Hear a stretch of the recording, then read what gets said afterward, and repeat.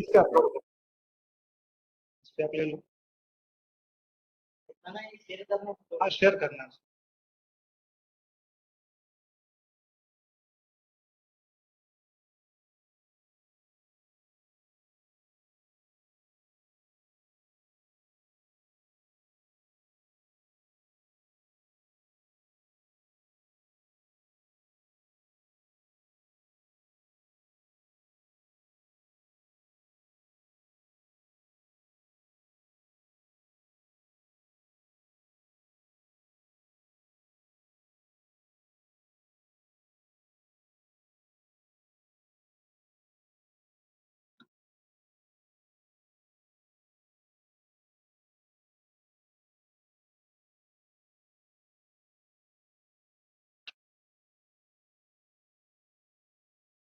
Hello.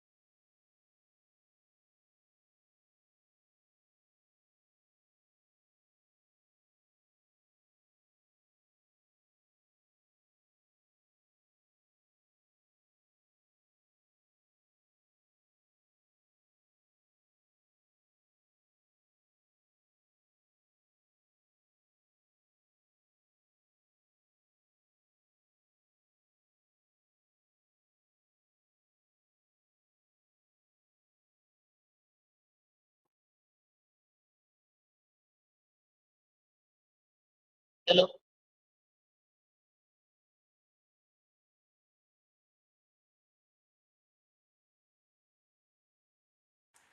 Hello. हाँ, yes, आवाज आ रही है आपकी। Sir am I audible and visible? हाँ हाँ सर, आ रही है, आवाज आ रही है, आपकी अच्छा स्क्रीन ठीक है, ठीक है विजिबल सर। है। Okay sir. सर 5 मिनट बस वेट करते हैं, अभी कम नो ही लोगों नो ने इश्यूज। ज्वाइन किए हैं। आराम से, मैं थोड़ा जल्दी आ जी गया, कोई दिक्कत नहीं, आराम से चालू करो। जी जी जी जी। म्यूट करो मेरा कैमरा ऑफ नहीं mute.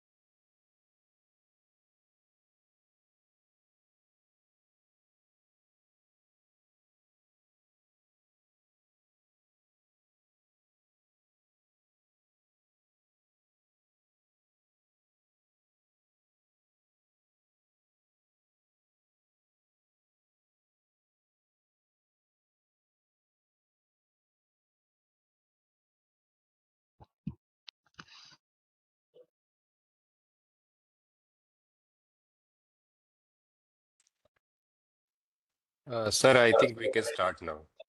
Okay, sir. Okay. So, good afternoon, everyone. Welcome all the participants to the post lunch session. तो एक बार मैं रिक्वेस्ट करूंगा सभी से अपना कैमरा ऑन करने के लिए. So we have the faculty, the expert faculty for the next two sessions with us, and he is Shri Vishal Dond, sir, and sir is currently Senior Administrative Officer Grade 1 in High Energy Material Research Laboratory, uh, which is under DRDO, Ministry of Defense, posted here in Pune.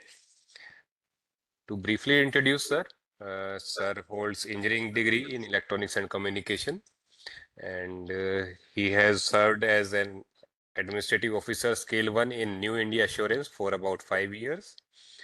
And then he was selected through UPSC as Senior Administrative Officer Grade 2 in Ministry of Defense in DRDO, where he also served as Senior Administrative Officer Grade 1.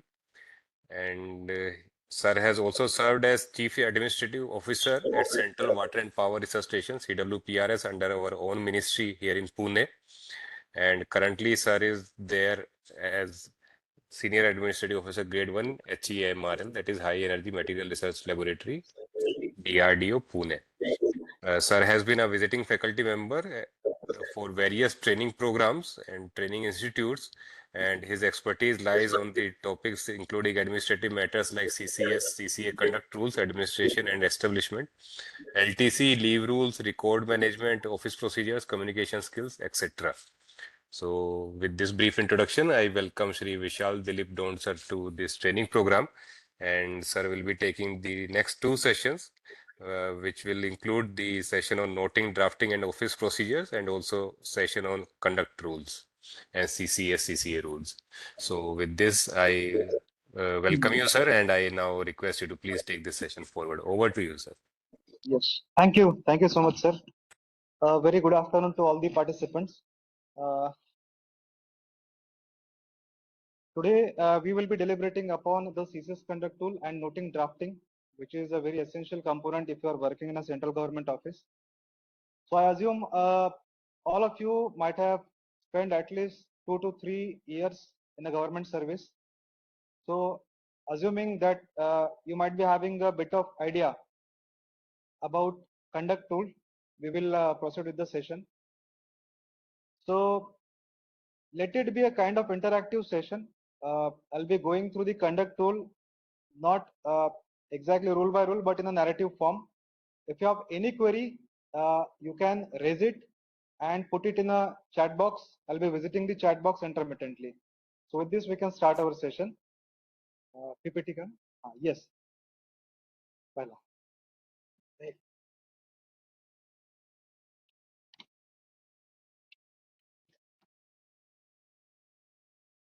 So basically, conduct tool is a set of rules which codifies how the conduct of a government servant should be in a office and even after office, because it is assumed that a central government servant is on duty 24/7, and though he may not be at the duty place, or for that matter duty station, but he remains a government servant throughout.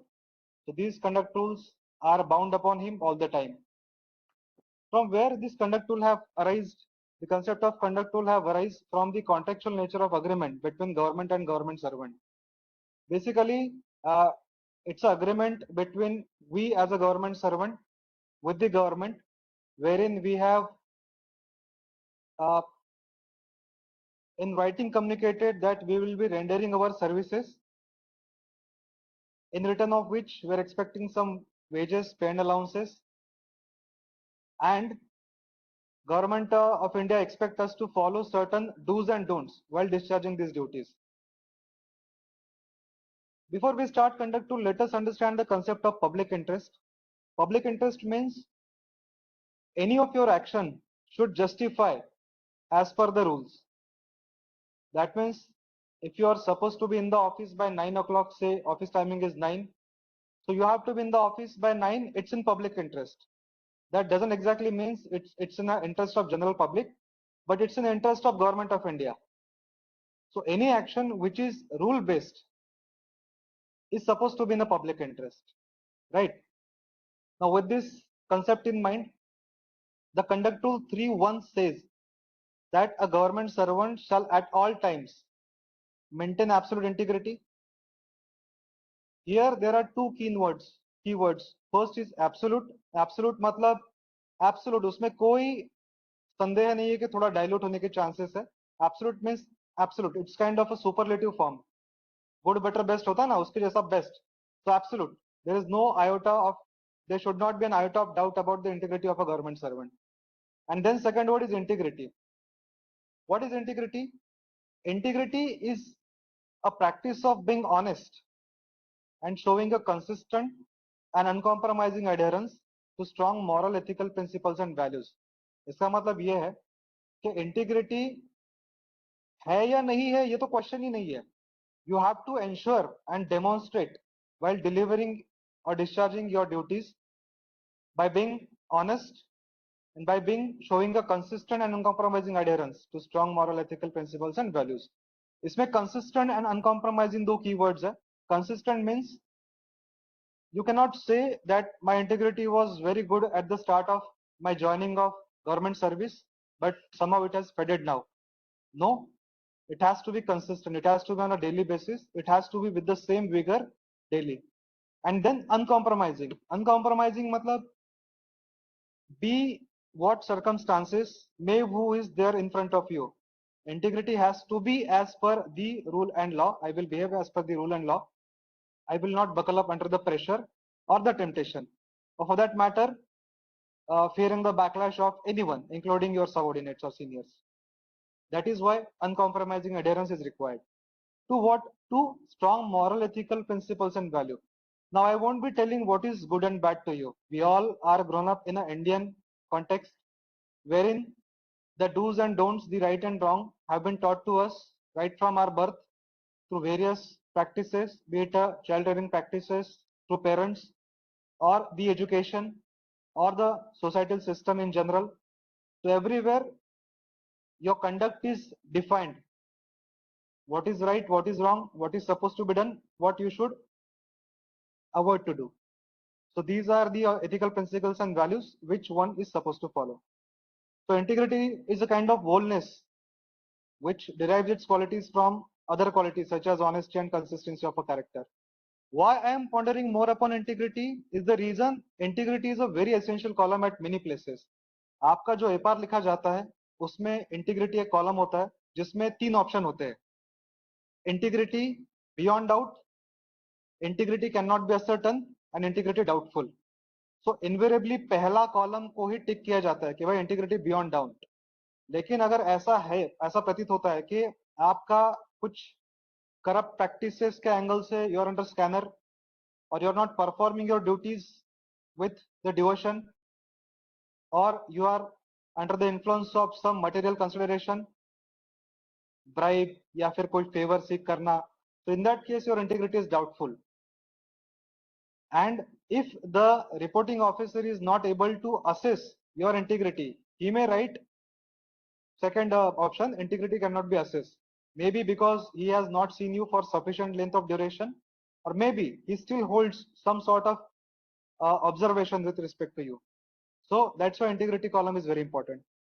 Also, for considering any individual for responsible post, his integrity is first assessed, obviously through APAR only, and through last 5 years character and antecedents, whether any criminal case is pending against him or any disciplinary proceeding has been initiated against him, whether any penalty awarded against him.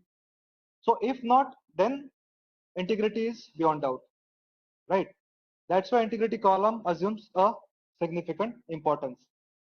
Also, if at all a disciplinary proceeding has to be initiated against a government servant, invariably Conduct Rule 3.1 is quoted to have been violated, जिसके basis पे disciplinary proceeding initiate की जाती है.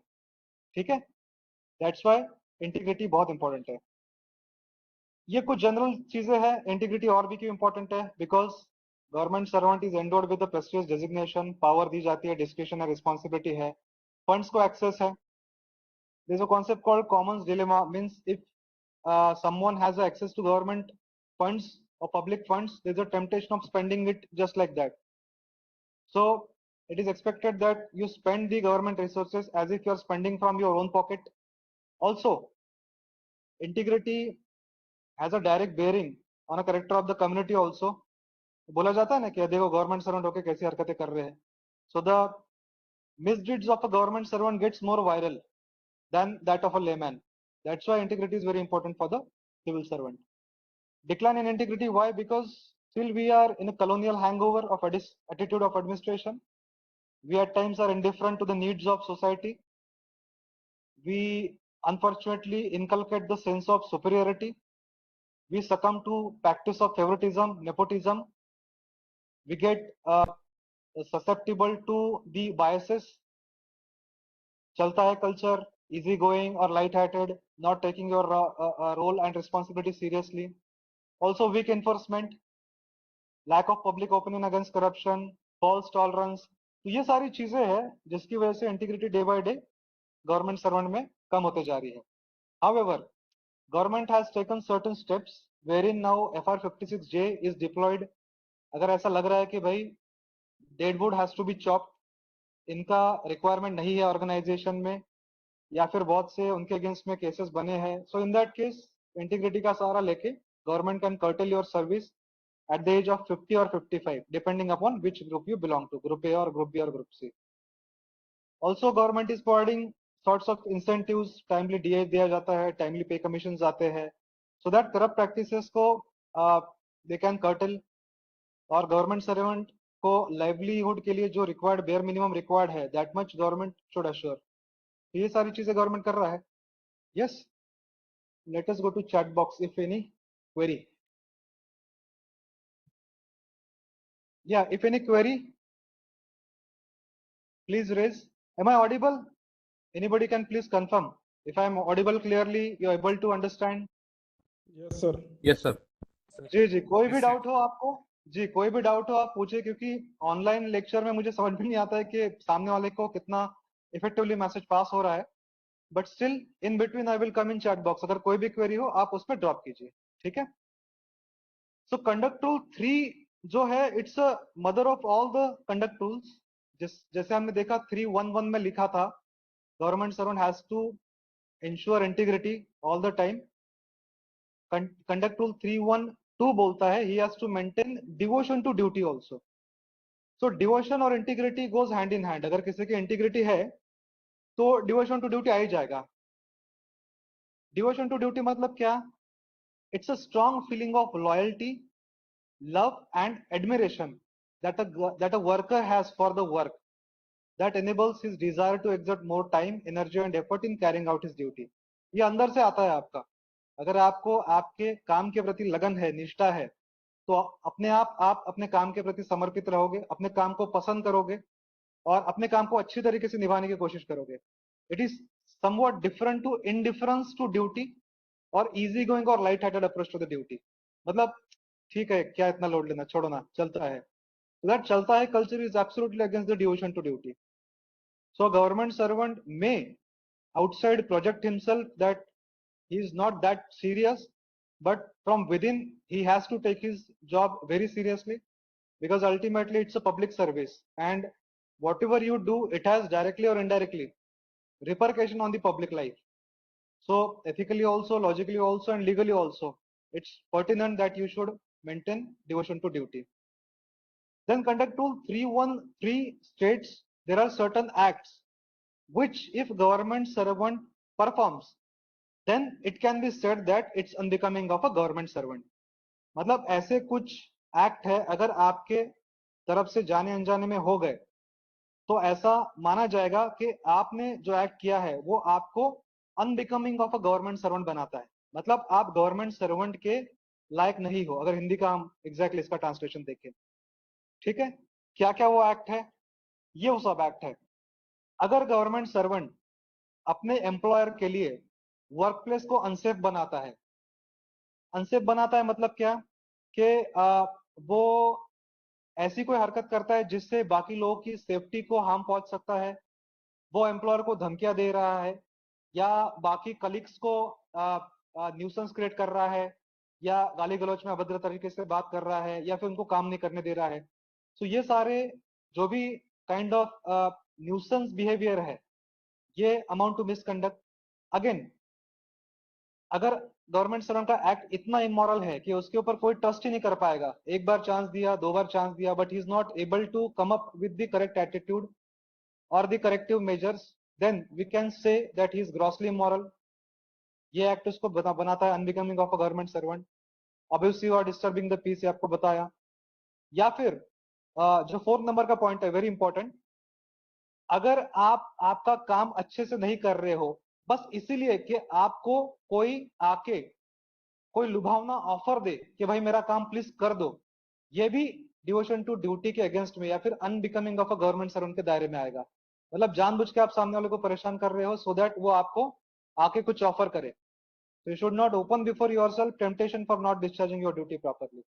Then riotous disorderly behavior, of course, behavior has to be polite, docile, it has to be well mannered, it cannot be disorderly. Habitually coming late to office is also unbecoming of a government servant. Neglecting of the work, habitual absence, बिना बोले छुट्टी पे चले जाना, 7 दिन की छुट्टी लेके 3 हफ्ते के लिए गायब हो जाना, 15 दिन के लिए गायब हो जाना, या फिर बिना प्रायर सैंक्शन के लीव पे चले जाना। विलफुल इंसबॉर्डिनेशन करना, मतलब जानबूझ के जो आपको ऑर्डर पास किया है उसका पालन न करना, अकेले या फिर बाकी लोगों के साथ में, ये अनबिकमिंग ऑफ गवर्नमेंट सर्वेंट की निशानी है। And 11 point states conviction by criminal court, अगर आपके अगेंस्ट में क्रिमिनल कोर्ट में कोई भी सजा हुई है, then it's unbecoming of a government servant. इसके लिए गवर्नमेंट आपके अगेंस्ट में अलग से डिपार्टमेंटल प्रोसीडिंग इनिशिएट कर सकता है। मतलब जो आईपीसी सीआरपीसी के तहत आपके अगेंस्ट में कार्रवाई होगी वो तो होगी ही, लॉ एनफोर्समेंट एजेंसी और कोर्ट जो कार्रवाई करेगा वो तो करेगा ही, इसके अलावा ऑफिस भी अलग से कार्रवाई करेगा, और उस केस में इसको डबल जियोपर्डी नहीं बोला जाएगा। मतलब एक ही जुर्म के लिए 2 बार सजा, ऐसा इसको नहीं माना जाएगा। Then conduct rule 314 says you have to ensure supremacy of the constitution, you have to ensure democratic values, you have to ensure sovereignty and integrity of India, security of the state, public order, decency and morality। अब आप बोलोगे directly मैं कैसे sovereignty and integrity of India को ठेस पहुंचा रहा हूं। मैं एक सिंपल सा एग्जांपल देता हूं। सपोज अभी यूएस ईरान वॉर चल रहा है, ठीक है। तो ऐसे हालात में India is not a party to the war, so as a government servant we should not have any say on the war, but social media पे आप कुछ ऐसा अगर ट्वीट कर देते हो, फेसबुक पे ऐसा कोई पोस्ट कर देते हो, या फिर व्हाट्सएप पे कोई ऐसी चीज शेयर कर देते हो जो गवर्नमेंट ऑफ इंडिया के स्टैंड के अगेंस्ट में है, then in that case it may bring government of India in a poor light, especially if a government servant does so। Suppose Iran के अगेंस्ट में हम कुछ ऐसा लिख देते हैं या फिर यूएस के अगेंस्ट में कुछ लिख देते हैं, और their embassy offices are there in India, consulate offices are there in India, and somebody takes a note of it and then report the matter to government of India। So we have to ensure कि खामखा की किसी भी चीज में ना ही पड़े तो बेहतर है। पॉलिटिकल नेचर की या कंट्रोवर्शियल नेचर की कोई भी चीज को फॉरवर्ड करना या शेयर करना, लाइक करना या फिर रिट्वीट करना, रिपोस्ट करना, और फॉर दैट मैटर उसको टॉलरेट भी करना, ये अनबिकमिंग ऑफ गवर्नमेंट सर्वेंट आ सकता है। किसी भी ऐसे ग्रुप में, अगर व्हाट्सएप ग्रुप में या सोशल मीडिया फोरम में कोई भी एंटी गवर्नमेंट स्टैंड या किसी सीनियर गवर्नमेंट ऑफिशियल और फॉर दैट मैटर कोई भी गवर्नमेंट ऑफिशियल को क्लैंडस्टाइन या फिर मैं कह लूं उनके इंटीग्रिटी या फिर कैरेक्टर को खराब करने की कोशिश की जा रही है, तो ये सब चीजों में आप पार्टी ना रहे तो बेहतर है, आप उस ग्रुप से एग्जिट हो जाए तो सही रहेगा। रीजन बीइंग, अगर आप म्यूट स्पेक्टेटर भी हो तो ऐसा माना जाएगा कि you are silently acknowledging what has been posted, what has been said. तो मेक श्योर के ये सब कंट्रोवर्शियल चीजों में ना पड़े। Then maintain high ethical standard and honesty, maintain political neutrality.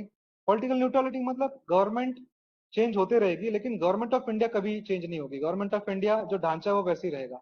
तो किस पार्टी की सरकार आती है, कोएलिशन आती है, इंडिविजुअल आती है, टू पार्टी आती है, उससे हमें कोई फर्क नहीं पड़ना चाहिए। हमारा किसी भी पॉलिटिकल पार्टी के प्रति कोई अफिलिएशन या फिर कोई किसी भी पॉलिटिकल पार्टी के अगेंस्ट में हमारा ओपिनियन नहीं होना चाहिए। We should have a political neutrality. जो भी आपका पॉलिटिकल अफिलिएशन है या फिर जिसको भी आपको वोट करना है आप कर सकते हो, लेकिन वो आपका पब्लिक नहीं होना चाहिए। आप किसी को ना बताएं कि आप किस पार्टी को फेवर करते हैं।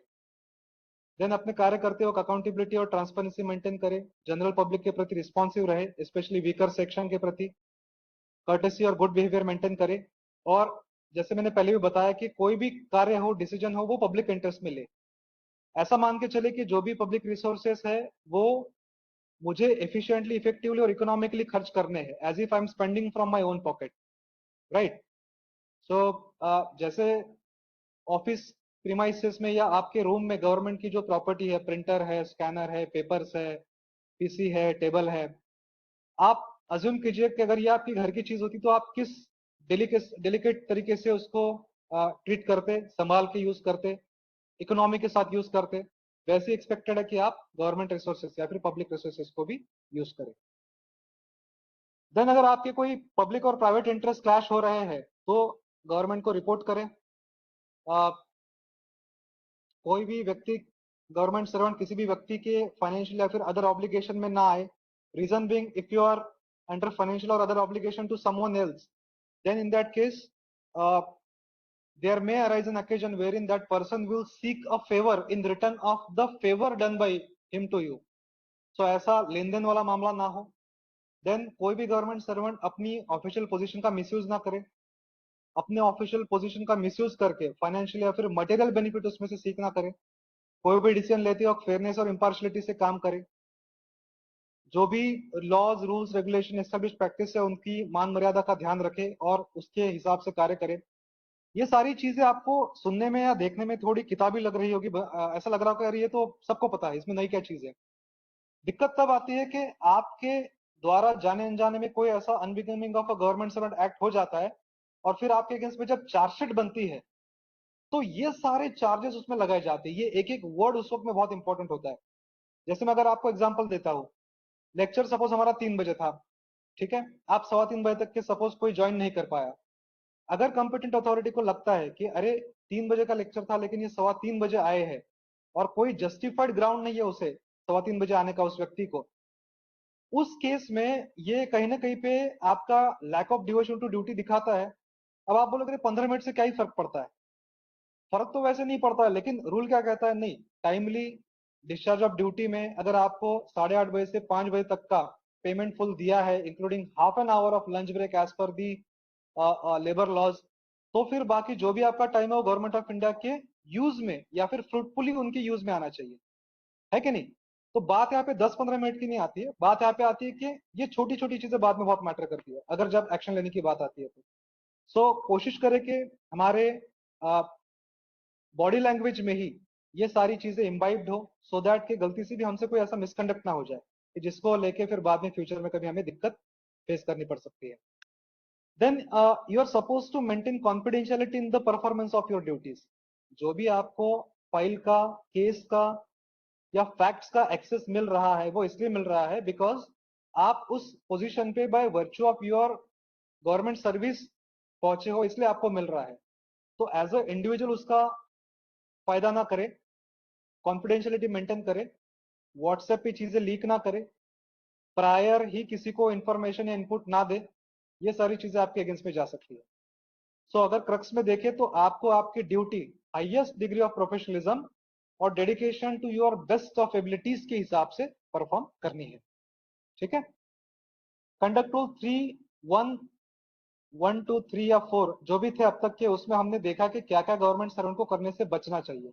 अब कंडक्ट रूल 3.2 ये बोलता है कि जो भी इंडिविजुअल सुपरवाइजरी पोस्ट हेल्ड कर रहा है, अगर मैं बोलूं कि जेई मतलब जूनियर इंजीनियर, तो आप सुपरवाइजरी पोस्ट हेल्ड कर रहे हो, आपके चार्ज में जितने भी व्यक्ति होंगे, अभी तक के जो चीजें हमने डिस्कस की, ये आपकी ड्यूटी है कि आप ये सारी चीजें उनमें उतारो और इंश्योर करो कि ये उन सब चीजों का पालन करे।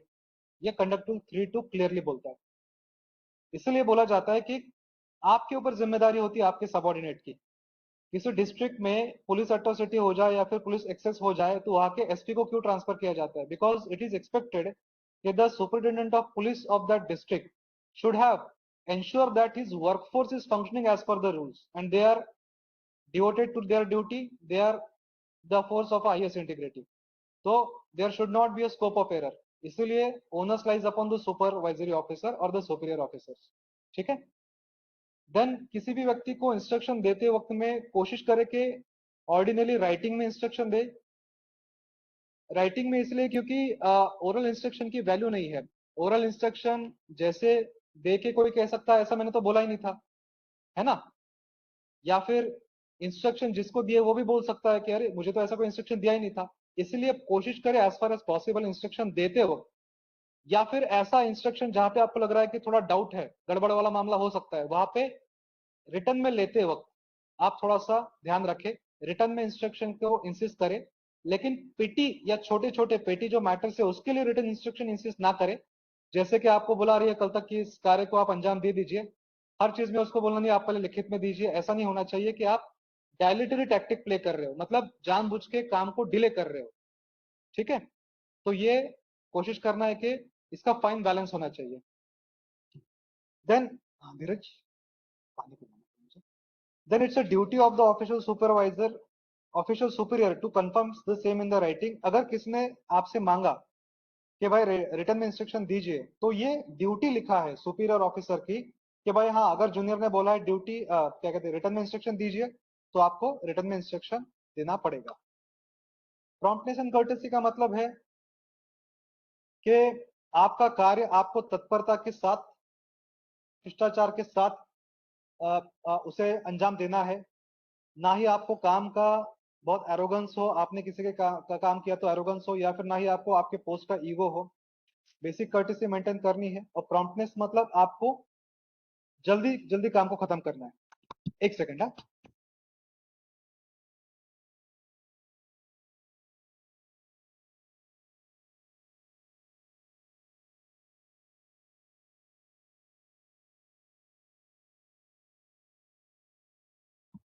जी।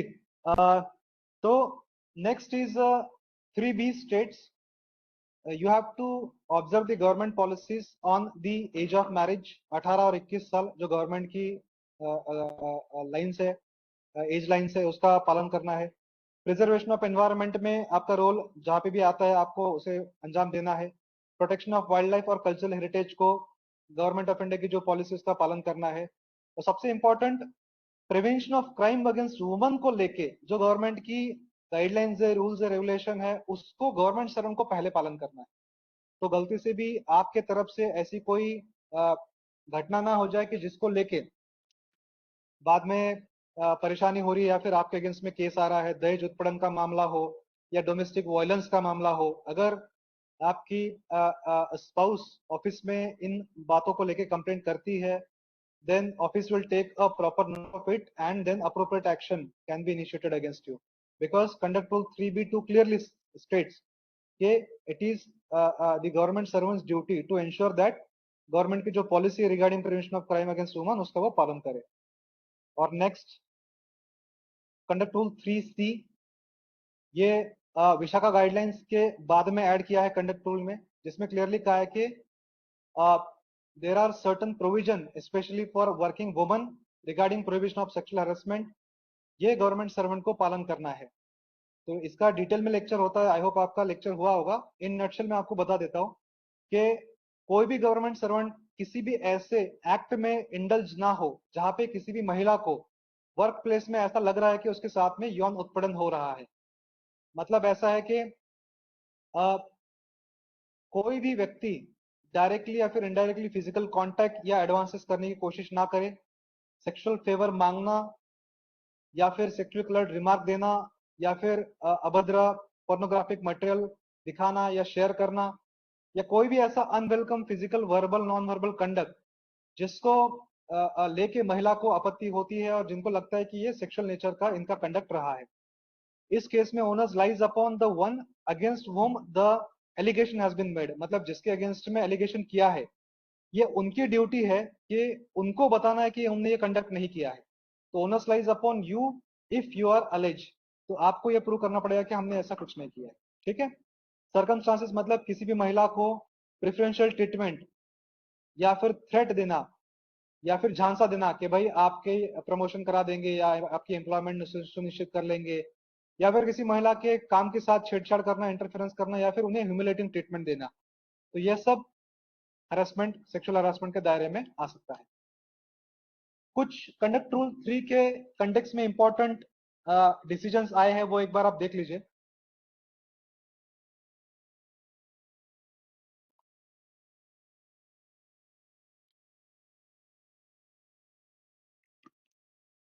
यहाँ पे क्लियरली लिखा है कि अगर आपका प्रिवेंटिव डिटेंशन होता है, मतलब पुलिस अगर आपको 72 घंटे से ज्यादा अरेस्ट करती है, तो आपको ये फैक्ट ऑफिस को इंटीमेट करना है, so that appropriate action can be taken by government.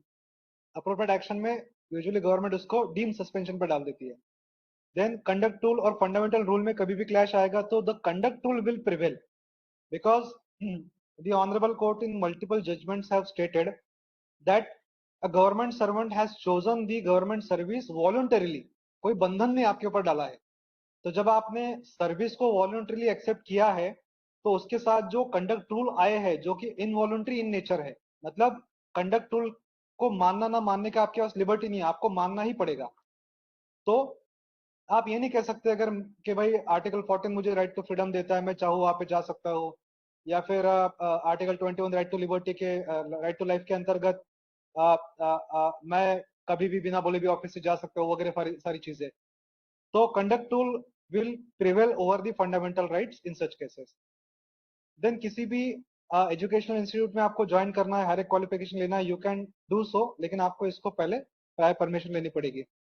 श्रमदान आप दे सकते हो, सिविल डिफेंस सर्विस आप ज्वाइन कर सकते हो, होमगार्ड ऑर्गेनाइजेशन आप ज्वाइन कर सकते हो, टेरिटोरियल आर्मी भी ज्वाइन कर सकते हो। इन सब चीजों के लिए प्रायर इंटीमेशन आपका रिक्वायर्ड है ऑफिस को। देन अगर आपको गवर्नमेंट ऑफ इंडिया के अगेंस्ट में कोर्ट में जाना है, then permission is not required, you can directly approach the court of law, भले वो कैट हो, चाहे under various writ high court हो या सुप्रीम कोर्ट हो, you can directly approach. Then maintenance of a family के रिस्पेक्ट में कैसा कंडक्ट होना चाहिए, ये हमने ऑलरेडी डिस्कस किया था। इम्पार्शलिटी, इंडिपेंडेंस, इंटीग्रिटी, रेपुटेशन, ये सारी चीजें भी रिपीट हो रही है। ये सारी चीजें हमने डिस्कस की है। किसी भी एमपी एमएलए के साथ में या पब्लिक रिप्रेजेंटेटिव के साथ में डील करने के लिए हर एक डिपार्टमेंट में प्रॉपर प्रोटोकॉल्स दिए हैं, उसके हिसाब से आप एमपी एमएलए के साथ में डील कीजिए। उसमें शिष्टाचार का होना बहुत जरूरी है, कर्टेसी आपको दिखाना होगा। देन प्रोसेलिटाइजेशन, पॉइंट नंबर 16 में देखिए, इसका मतलब ये होता है कि कोई भी धर्म परिवर्तन से रिलेटेड गतिविधि आप ऑफिस में ना करें। You can have any faith of religion, you are free to preach, practice and propagate the religion you are following, but not in office premises. And also you are not supposed to uh, provoke people or motivate people to change the religion, इसको proselytization बोला जाता है। तो ये सब office में strictly prohibited है। Then practice of untouchability, civil defence, civil rights act, civil I think offences act 1955 है, उसमें क्लियरली लिखा है कि एससी एसटी के प्रति आपका बर्ताव कैसा होना चाहिए। कहीं से भी आपके बिहेवियर से ऐसा प्रतीत नहीं होना चाहिए कि आप प्रैक्टिस ऑफ अनटचेबिलिटी को मानते हो या फिर फॉलो करते हो, या जानबूझ के the employee belonging to schedule caste और शेड्यूल टाइप उनके प्रति आपका व्यवहार ठीक नहीं है। तो ये सब चीजें आपके एपआर में भी लिखी जाती है। एपआर में एक कॉलम होता है एटीट्यूड टुवर्ड्स एससी एसटी। उस केस में रिपोर्टिंग ऑफिसर उसमें क्लियरली मेंशन करते हैं कि इनका बर्ताव कैसा रहा है। ठीक है। देन ज्वाइंट रिप्रेजेंटेशन ना दे, आपका कोई भी अगर सर्विस मैटर है तो individual one on one representation दे। लंच ब्रेक के दौरान प्रॉपर डेकोरम फॉलो करिए, सारी बेसिक चीजें हैं। ठीक है। ट्रिवियल नेचर के केसेस को एलिमिनेट करिए, ये सारी चीजें। तो before we move on to the next rules, I would like to hear if you have any query or if everything is clear. Yes, anything?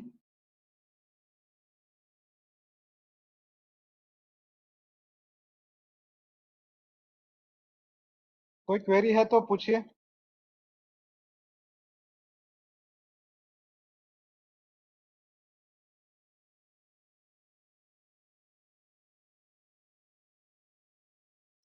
या सब क्लियर है?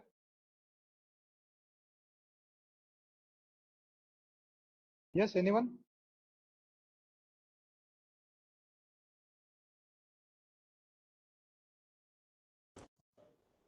सर, जैसे आपने स्टेशन का बताया कि अगर डिटेंशन होता है पुलिस केस जी में, तो जी। उसकी इंफॉर्मेशन लेटर के थ्रू जाएगी या फिर डायरेक्टली, मतलब किसी को ओरल, क्योंकि उस समय तो डिटेंशन में ऑफिसर जो है। Correct correct correct. सी, कभी भी आप डिटेंशन पे जाते हो तो आपके फैमिली मेंबर को ये पहले पता चलता है। हो सकता है कि आप लीगल रिकोर्स भी सीख करें, उसमें किसी लॉयर की हेल्प भी करें। तो यस सर। गवर्नमेंट सर्वेंट तो इट्स नॉट पॉसिबल कि वो खुद आके बताए, या फिर उसको कोई टेलीफोनिक एक्सेस भी होगा उसमें। जी। So the law enforcement agencies shall be conveyed, जिन्होंने भी अरेस्ट किया है, कि your office should be intimated as well as any on your behalf. आपका डिपेंडेंट और family member can intimate to the office. Okay sir. जी। और कोई query?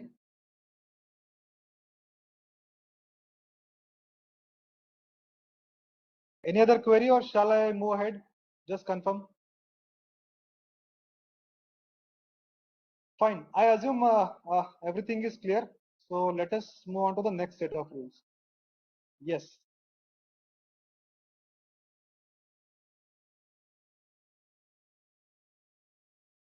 Yes, all right. Shift. Shift F5. Yes. So the conduct rule 4 says 3 के ऊपर देखिए almost पौन घंटा हमारा 3 पे गया, क्योंकि 3 में सारी चीजें कवर्ड है।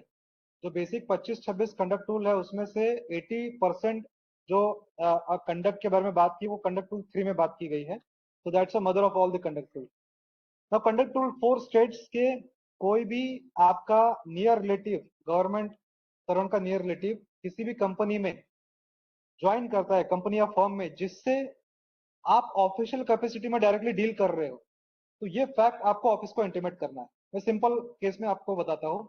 एज अ जूनियर इंजीनियर आप किसी डैम के ऊपर काम कर रहे हो, जस्ट एग्जांपल, और उस डैम का एक छोटा सा पोर्शन किसी कंपनी को सबलेट किया है काम करने के लिए, या फिर कोई छोटा सा प्रोजेक्ट फर्दर सबलेट किया है किसी फर्म को या फिर कंपनी को, और उससे आप डायरेक्टली डील कर रहे हो, और उसी कंपनी में आपका रिलेटिव आपके डीलिंग के बाद में ज्वाइन करता है, तो ये फैक्ट आपको इमीडिएटली ऑफिस को इंटीमेट करना है। क्योंकि ऐसा ना हो कि आप कोई लेन देन करके उस कंपनी या फर्म के कोई दो काम कर रहे हो जिसके बदले में उन्होंने आपके किसी रिलेटिव को जॉब दे दी। ये सिंपल सा इसका मतलब है। Taking part in politics in election as per rule it's absolutely prohibited. आपको अगर पॉलिटिक्स इलेक्शन में पार्ट लेना तो आपको रिजाइन करना पड़ेगा। आप आपका वोट कास्ट कर सकते हो, लेकिन आप किसी पार्टी के लिए कैनवास नहीं कर सकते हो। आपके डिपेंडेंट या फैमिली मेंबर्स पॉलिटिक्स में जा सकते हैं, लेकिन आप उनके लिए कैनवास नहीं कर सकते हो। ठीक है? तो पॉलिटिकली न्यूट्रलिटी मेंटेन करने के लिए ये कंडक्ट रूल 5 बहुत इंपॉर्टेंट है। ज्वाइनिंग ऑफ एसोसिएशन आप ज्वाइन कर सकते हो अगर ऐसी कोई ऑर्गेनाइजेशन है जिसका ऑब्जेक्टिव गवर्नमेंट ऑफ इंडिया के अगेंस्ट में नहीं है, या फिर प्रिजुडिशियल, मतलब गवर्नमेंट ऑफ इंडिया के इंटरेस्ट के अगेंस्ट नहीं है, पब्लिक ऑर्डर या फिर मोरालिटी के अगेंस्ट नहीं है, तो ऐसी कोई भी एसोसिएशन को आप ज्वाइन कर सकते हो। यूजुअली एम्प्लॉय वेलफेयर ऑर्गेनाइजेशन होती है, सर्विस ऑर्गेनाइजेशन, सर्विस एसोसिएशन, उसको आप ज्वाइन कर सकते हो। डेमोन्स्ट्रेशन एंड स्ट्राइक पे आप नहीं जा सकते हो। किसी भी फॉर्म का डेमोन्स्ट्रेशन, हड़ताल हो, लॉकडाउन हो, टोल डाउन हो, पेन डाउन हो, घेराव हो, बंद हो, किसी भी प्रकार के फॉर्म ऑफ डेमोन्स्ट्रेशन या स्ट्राइक में यू कैन नॉट पार्टिसिपेट। क्योंकि आपके ग्रीवांसेस को एड्रेस करने के लिए अलग अलग फोरम बने हुए हैं, प्रॉपर चैनल से उसका यूज करके आप आपका जो भी आपको लग रहा है आपके राइट्स का हनन हुआ है, उसके अगेंस्ट में आप गवर्नमेंट के अगेंस्ट में अपील कर सकते हैं।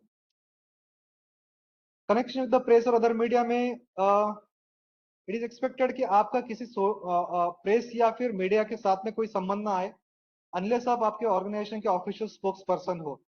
उस केस में आप as a official spokesperson क्या गवर्नमेंट ऑफ इंडिया का या फिर गवर्नमेंट का स्टैंड है बता सकते हैं। Other than that you should refrain from making such things. Then you should not have the social media accounts also. अगर है भी आपका तो उसमें आप गवर्नमेंट सर्वेंट भी कहीं पे रिफ्लेक्ट नहीं होना चाहिए। और कोई भी ऐसा, जैसे हमने तभी कहा कि गवर्नमेंट की रेपुटेशन को ठेस पहुंचा, ऐसे कोई पोस्ट आप उन सब चीजों के ऊपर में पोस्ट नहीं कर सकते। ये सारी चीजें हमने अभी डिस्कस की थी। क्रिटिसिज्म ऑफ गवर्नमेंट हमने डिस्कस किया है। इट इज एक्सपेक्टेड कि आप गवर्नमेंट को क्रिटिसाइज ना करें किसी भी फोरम में। किसी भी कमेटी या फिर अथॉरिटी के सामने अगर आपको एविडेंस देने के लिए बुलाया जाए तो you can go, with the permission of the office. कहाँ पे परमिशन की जरूरत नहीं है? अगर आपको कोर्ट ने बुलाया है, पुलिस अथॉरिटी ने बुलाया है, तो वहां पे ऑफिस की परमिशन की जरूरत नहीं है। पे कमीशन ने डायरेक्टली आपको अगर बोला है कि आप अपनी ओपिनियन दीजिए, तो पे कमीशन जैसे भी आठवां वेतन आयोग बैठा हुआ है, directly you can write to them, वो थ्रू प्रॉपर चैनल भेजने की जरूरत नहीं है, उसमें आपके ऑफिस की परमिशन लेने की जरूरत नहीं है। कम्युनिकेशन ऑफ ऑफिशियल इंफॉर्मेशन, ये आपको मैंने बता दिया, कॉन्फिडेंशियलिटी मेंटेन करते वक्त में कि भाई by virtue of your post you have to maintain the confidentiality. कोई भी सब्सक्रिप्शन डोनेशन ना तो आप ले ना तो डोनेशन दे। गिफ्ट 25, 15 और 7,500 की लिमिट है ग्रुप ABC के हिसाब से। इसके ऊपर की कोई भी वैल्यू का अगर गिफ्ट रहा तो वो ऑफिस में रिपोर्ट करना जरूरी है। Article 13A is about dowry. A government servant shall not give और टेक द डाउरी और अबेट एनीवन। अबेट मतलब उकसाना, किसी को डाउरी देने के लिए या फिर डिमांड करे। इट डज नॉट इंक्लूड मेहर। मेहर या फिर स्त्री धन, अगर मैं हिंदू रिलीजियस प्रैक्टिस के हिसाब से बोलूं तो स्त्रीधन मतलब जो जेवर या गहना आदि एक नई दुल्हन उसको परिधान करके आती है, उसके ऊपर उसका राइट होता है, तो वो इसमें नहीं आता है। ठीक है। देन डेमोन्स्ट्रेशन रूल 14 सेज के किसी भी गवर्नमेंट सर्वेंट के सपोर्ट में या अगेंस्ट में डेमोन्स्ट्रेशन प्रोहिबिटेड है। किसने अच्छा काम किया है तो you should maintain the principle of anonymity, मतलब उसकी बहुत वाहवाही नहीं लुटानी चाहिए। ठीक है। वैसे ही किसी भी गवर्नमेंट सर्वेंट का चरित्र हनन नहीं करना चाहिए। अगर किसी गवर्नमेंट सर्वेंट को लगता है कि somebody has done something to scandalize his character, then he can approach the court of law and the government will bear the expenses for such action। अगर ऐसे एक्शन मतलब जहां पे आउट ऑफ ड्यूटी परफॉर्म करने वाले action को लेके allegation लगाया है, तो सिंपल करके बताता हूँ। एज अ गवर्नमेंट सर्वेंट आपने कोई डिसीजन लिए जिसको लेके आपके अगेंस्ट में कोई आपका कैरेक्टर असैसिनेट करने की कोशिश कर रहा है, तो आप कोर्ट में जा सकते हो उस व्यक्ति के अगेंस्ट में, और जो भी उस केस को लड़ने का खर्चा आएगा वो गवर्नमेंट ऑफ इंडिया बेयर करेगी, या फिर आप अपनी चॉइस का लॉयर हायर कीजिए, गवर्नमेंट उसका खर्चा उठाएगी। Private trade and employment, you are expected to be 24/7 on duty, इसलिए प्राइवेट ट्रेड और एम्प्लॉयमेंट का कोई स्कोप नहीं है। You should not indulge into such practice.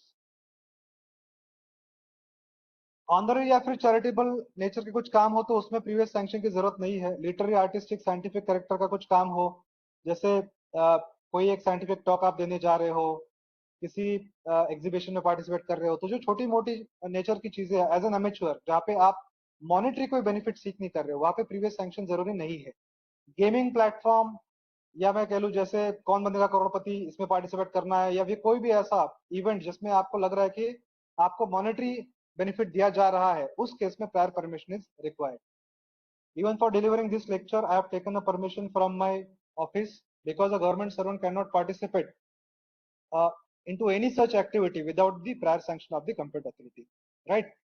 Then official accommodation का प्रयोग, आपको जो भी क्वार्टर दिया है, ट्रांजिट दिया है या फिर हॉस्टल दिया है, वो आपके यूज के लिए दिया है, आपके फैमिली के यूज के लिए दिया है।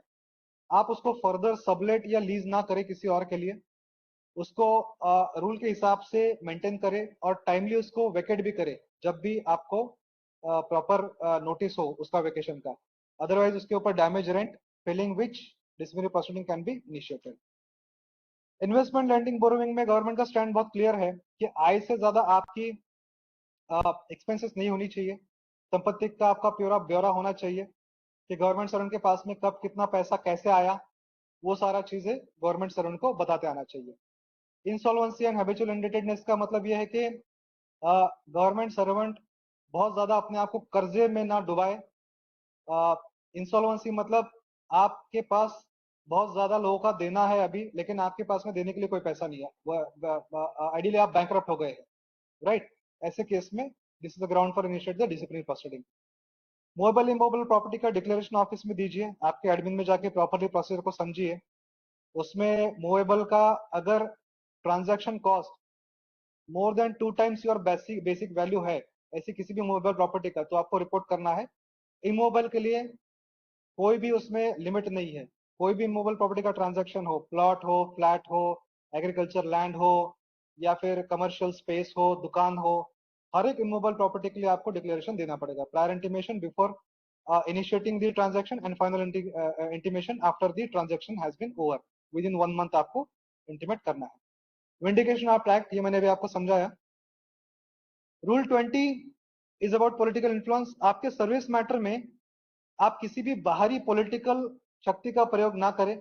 आपके पोस्टिंग मैटर में, आपके ट्रांसफर मैटर में, या फिर अगर आपको कोई परेशानी हो रही है ऑफिस में, तो आपके सीनियर्स को प्रेशर में लाने के लिए, ये सारी चीजें, या आपके फैमिली के द्वारा पॉलिटिकल प्रेशर का प्रयोग करना, आपके फेवर में चीजें हो इसलिए, ये सब प्रोहिबिटेड है कंडक्ट रूल में।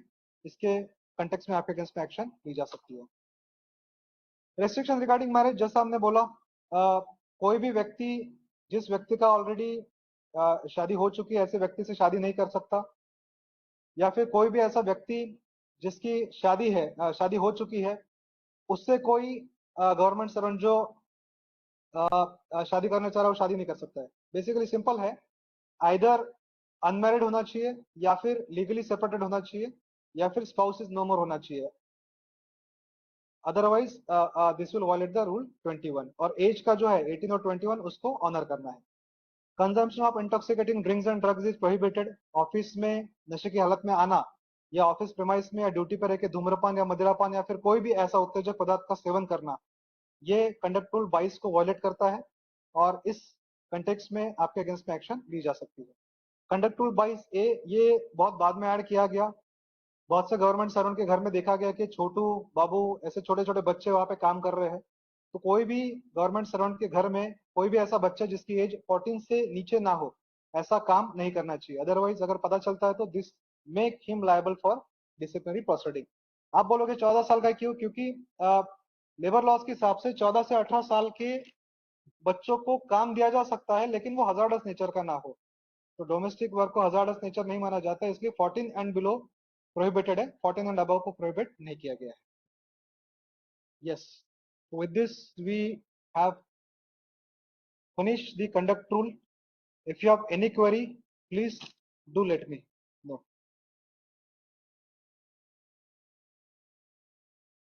सर आपने जो मूवेबल प्रॉपर्टी के बारे में बताया, तो उसकी कोई डेडलाइन है सर?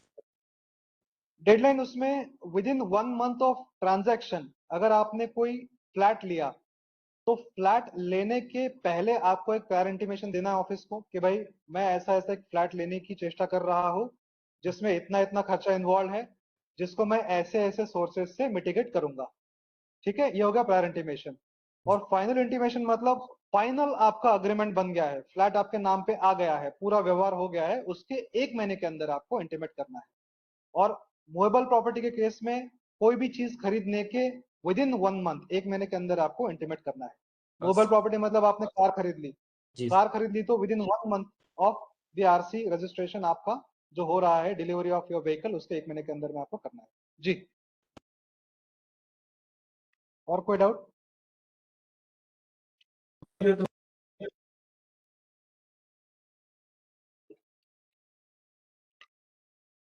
जी, any other query?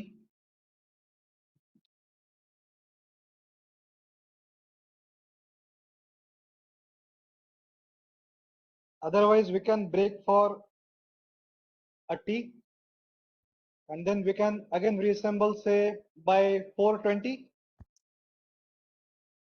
Is that fine? Yes sir. और इन बिटवीन भी अगर चाय पीते पीते आपके दिमाग में कुछ आता है कि अरे यार ये पूछ लेना चाहिए था, तो आप आके यहाँ पे चैट बॉक्स में ड्रॉप कीजिए। As soon as I finish my tea, I'll come back and address your queries, right? After which we can proceed for noting and drafting session. Make sure कि 4:30 का टाइम है, लेकिन 4:20 तक के आप लोग आ जाए, so that 5:15 तक के हम वाइंड अप कर दें। ठीक है, thank you.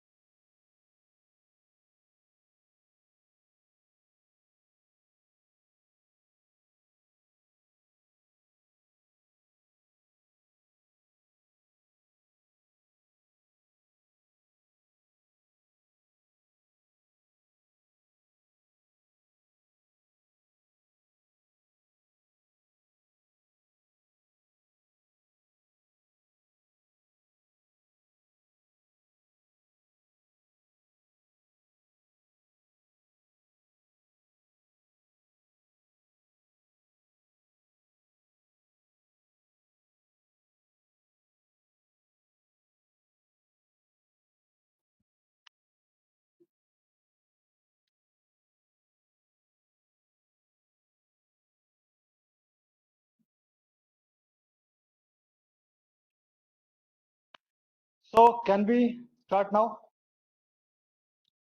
I hope you all had a wonderful tea or coffee. So I can see no questions.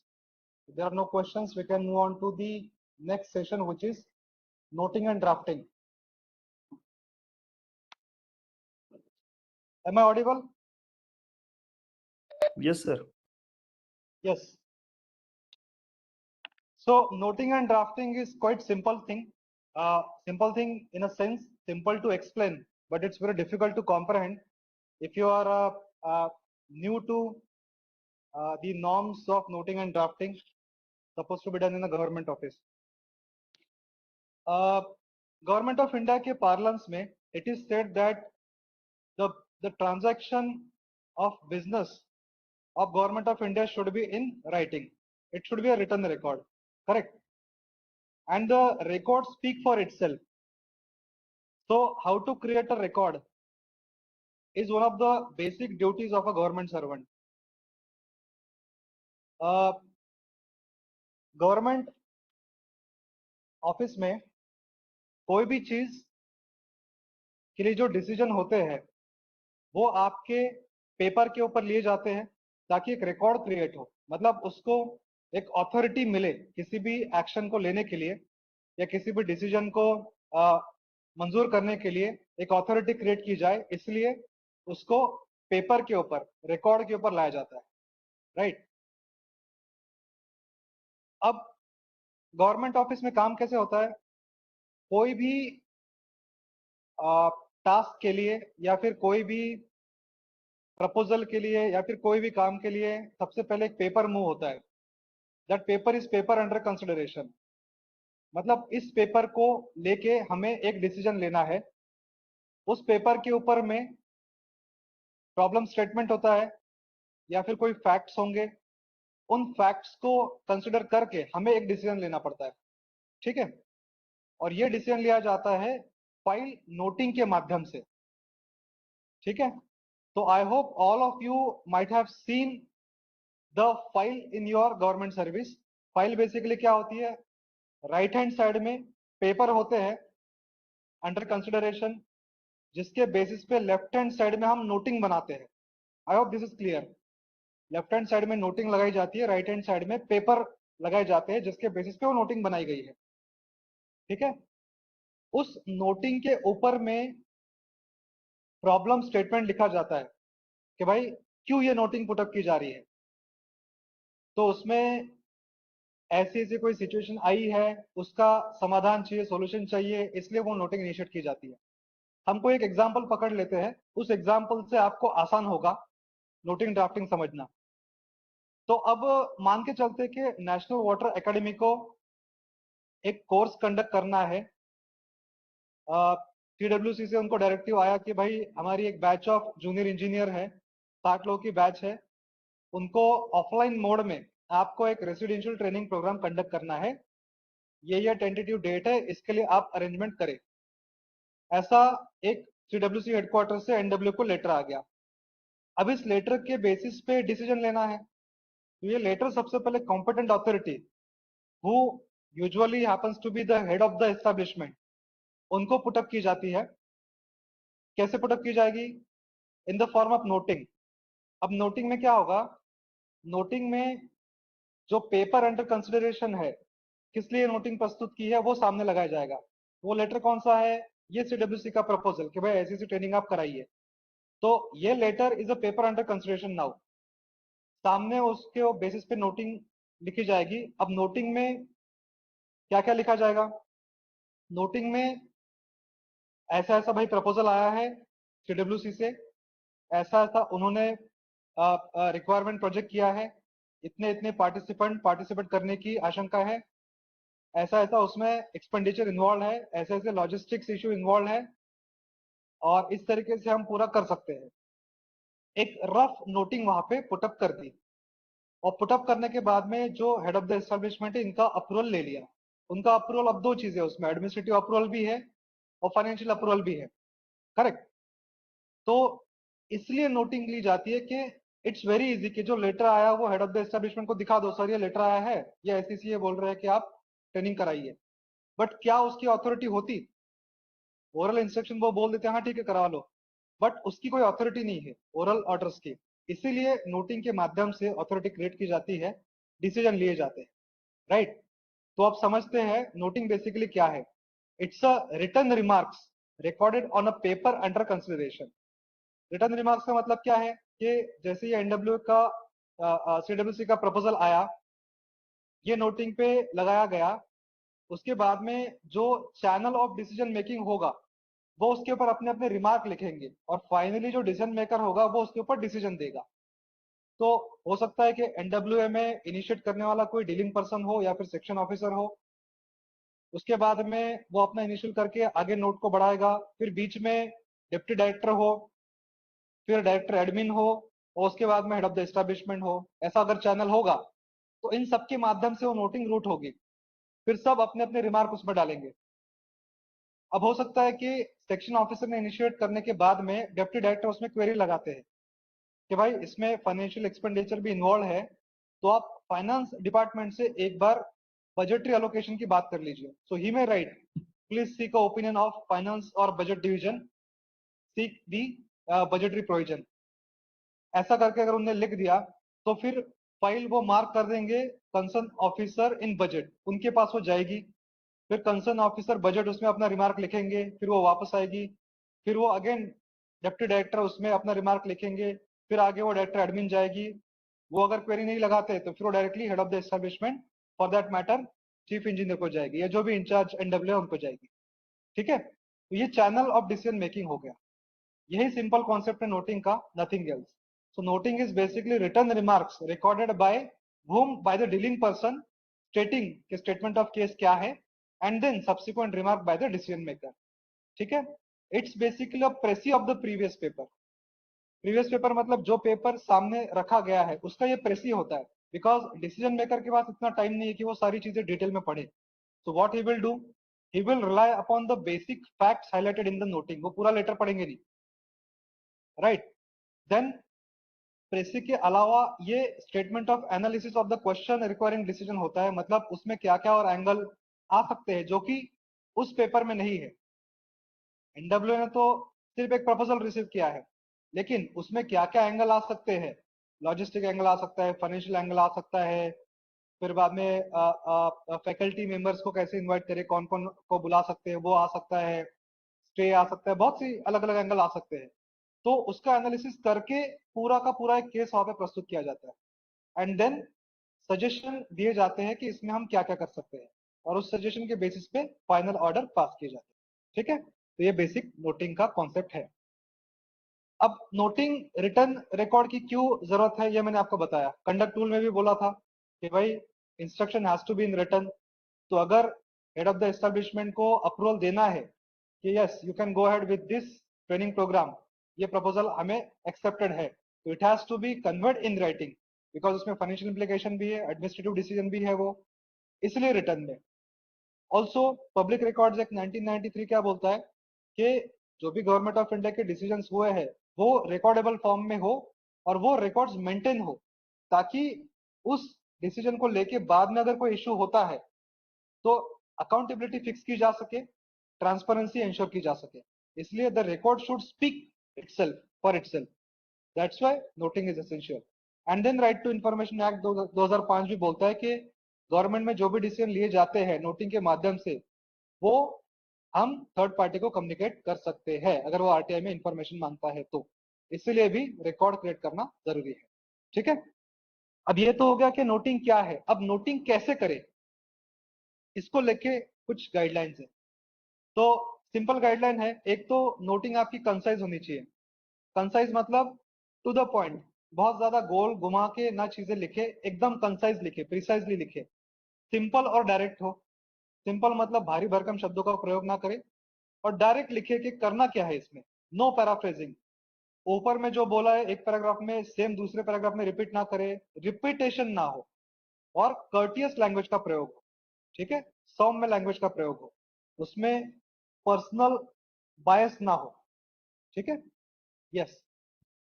बाकी डेकोरेटिव चीजें हैं, नोटिंग सीरियली नंबर हो, अगर आपका 3 पेज का नोटिंग है तो बॉटम सेंटर में आप लिखते हो पेज 1 of 3 फिर पीछे पेज 2 ऑफ 3 एंड लास्ट में पेज 3 ऑफ 3।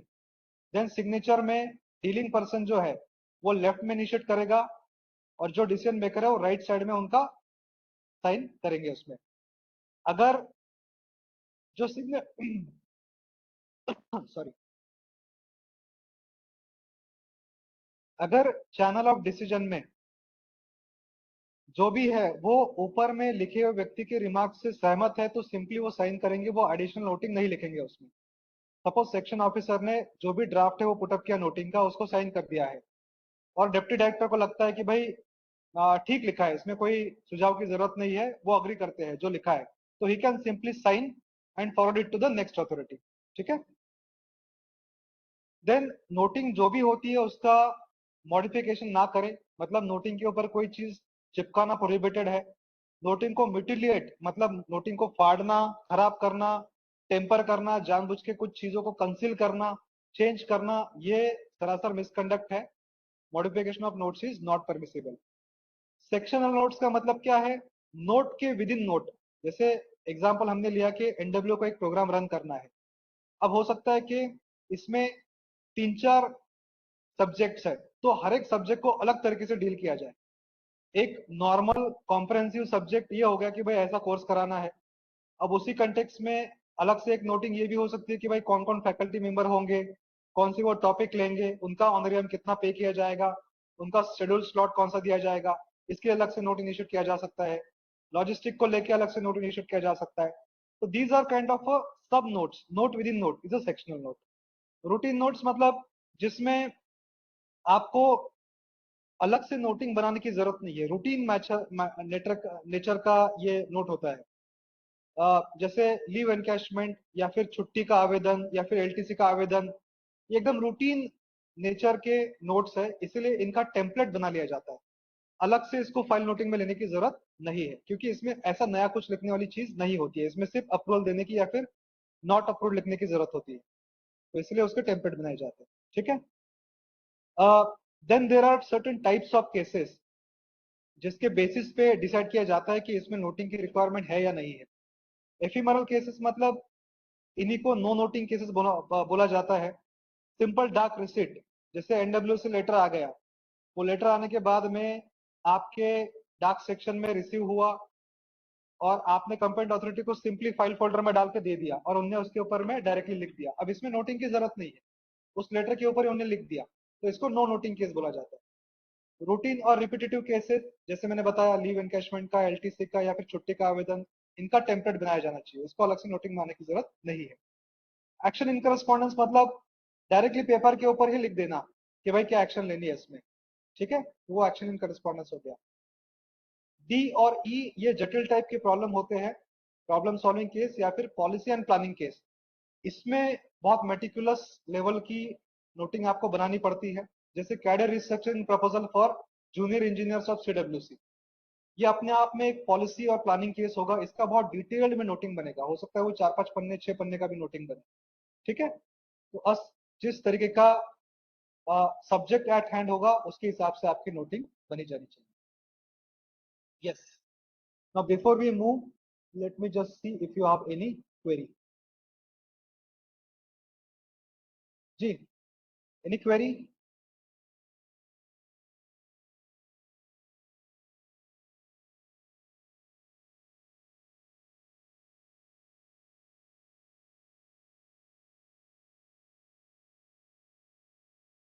कोई डाउट है तो पूछिए, कुछ समझ में नहीं आ रहा है तो पूछिए।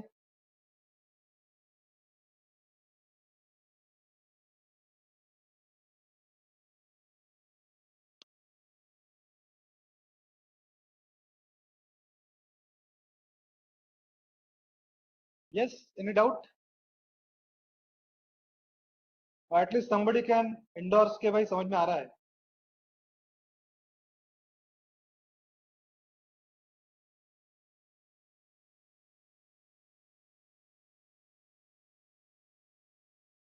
Shall we move ahead?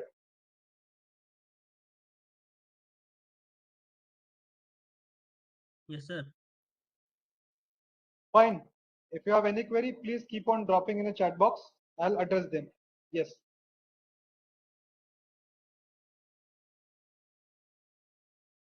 Control shift F5.